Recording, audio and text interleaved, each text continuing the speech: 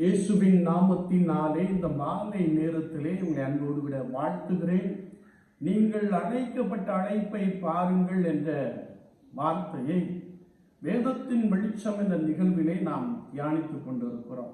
இன்றைக்கும் யாத்ராகமத்தின் புஸ்தகம் 3ஆம் அதிகாரம் 1 முதல் 8 வசனங்களை நாம் வாசிக்கின்ற போது, ஓரேப் என்னும் பர்வதத்தில் தேவ சித்தத்தை அறிய அழைப்பு அல்லது ஊழியம் செய்ய அழைப்பு என்ற ஒரு வார்த்தையை நாம் அறிந்து கொள்ள முடியும்.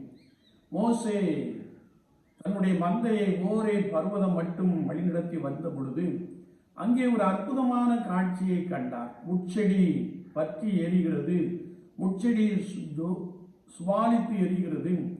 ஆனால் அந்த செடி வெந்து போகவில்லை. அந்த முட்செடியின் நடுவிலிருந்து தேவதூதன் மோசையோடு கூட பேசினான் என்பதை குறித்து நாம் வேதத்திலே தெளிவாய் வாசிக்க முடியும்.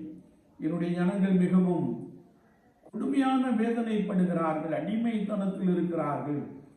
அவர்களை வெளியே அழைத்து வர வேண்டும் என்ற அழைப்பை மோசே ஏற்றுக்கொள்ளுகின்ற ஒரு காட்சியை குறித்து நாம் இந்த பகுதியிலே தெளிவாய் அறிந்து கொள்ள முடியும். வேதம் சொல்லுகிறது, ரோமர் 11:29, தேவனுடைய கிருபை வரங்களும் அவர்களை அழைத்த அழைப்பும் மாறாதவைகளே.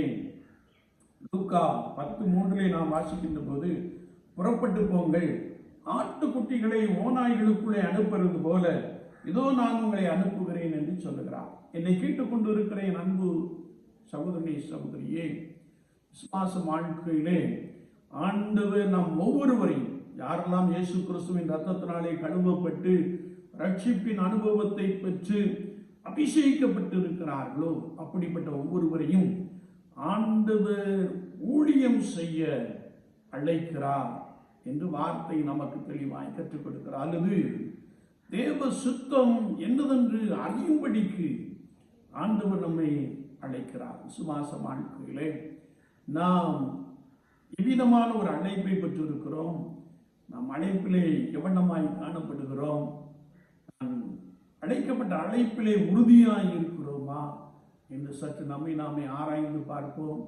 ஆண்டவர் இஸ்ரவேல் ஜனங்களை வழிநடத்தும்படியாய் மோசையை தெரிந்து கொண்டது போல நம் ஒவ்வொருவரையும் ஆண்டவர் உன்னதமான நோக்கத்தோடு கூட தெரிந்திருக்கிறார். அவருடைய சுத்தத்தை அறியும்படியாய் காத்திருங்கள். கர்த்தர் உங்களோடு கூட உங்களை பலமாய் நடத்துவாராக. ஆமென், ஆமென்.